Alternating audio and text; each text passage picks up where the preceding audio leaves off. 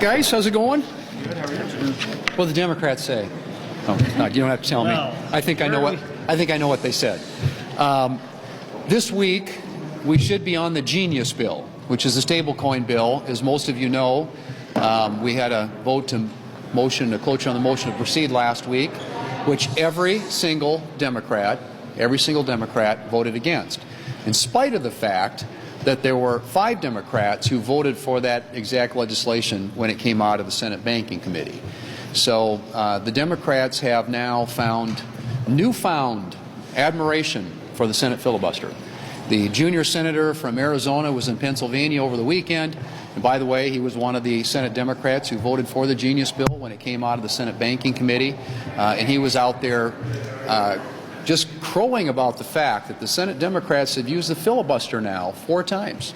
They've stopped 4 bills via the filibuster. And so pretty remarkable, honestly, that the Democrats now are in love with the Senate filibuster. And given the fact that every single Senate Democrat either voted for or campaigned in favor, or I should say, in favor of getting rid of the filibuster. So it's a pretty remarkable turnaround. Not that hypocrisy is something that's new in this town, but this seems to take it to a whole new level. So, and since we're not doing that, we're going to move forward on nominations and confirm a lot of President Trump's nominees. That's the process that we've undertaken in the lieu of having the Genius bill available for consideration on the floor. And I would point out, with respect to that subject, that this is the first president that hasn't had a nominee that has been approved by voice vote or unanimous consent at this point in a Senate, going back, if you can believe this, to the Ford administration. So the Democrats have opted and chosen obstruction, they've chosen blocking, they've chosen delay as their means of kind of trying to manage the institution these days. But we're going to, in spite of that, continue to press forward.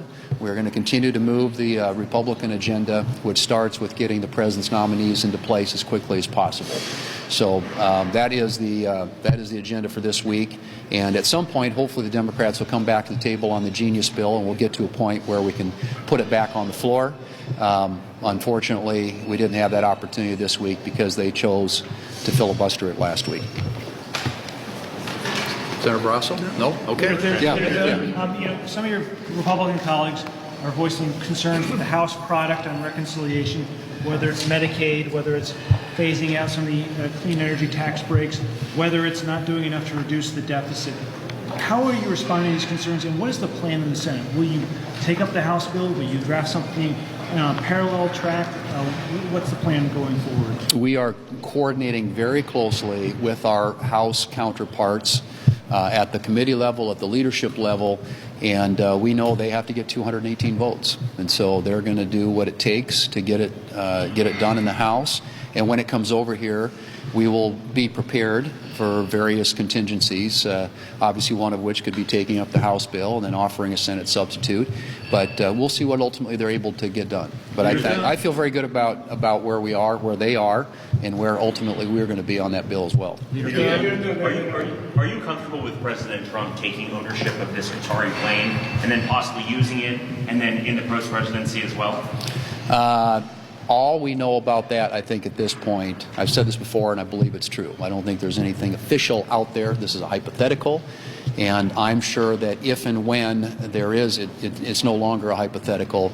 I can assure you there will be plenty of scrutiny of whatever that arrangement might look like. Are you concerned with the national security implications of that jet being given as a gift to the president? Well, again, I mean, like I said, there'll be plenty of scrutiny. There are lots of issues around that I think will attract very serious questions if and when it happens. At this point, all we've heard about is something that might be a hypothetical. Can you give me your take on these Democrats going to this ICE facility in Newark? Obviously, members under Article 1, Section 6 have protection here to conduct oversight.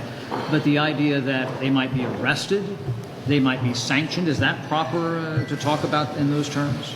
Well, I think everybody, we're all subject to the laws of the land, and everybody has their rights under our First Amendment to express themselves, and people avail themselves of that opportunity on a daily basis in this country, but they need to do it within the confines of what's lawful. You think And they so I went too think far? Yeah, honest. Do you support President Trump's plan on prescription drugs, the executive order?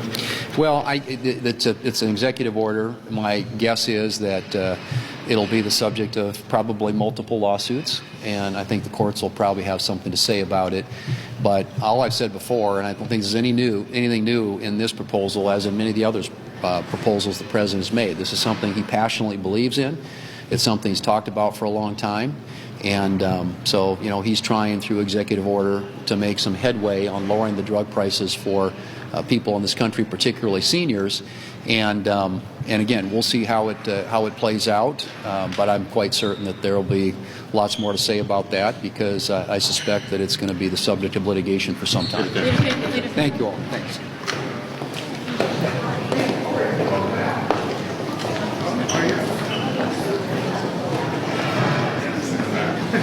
Yeah, but you know what? I think this board director, you're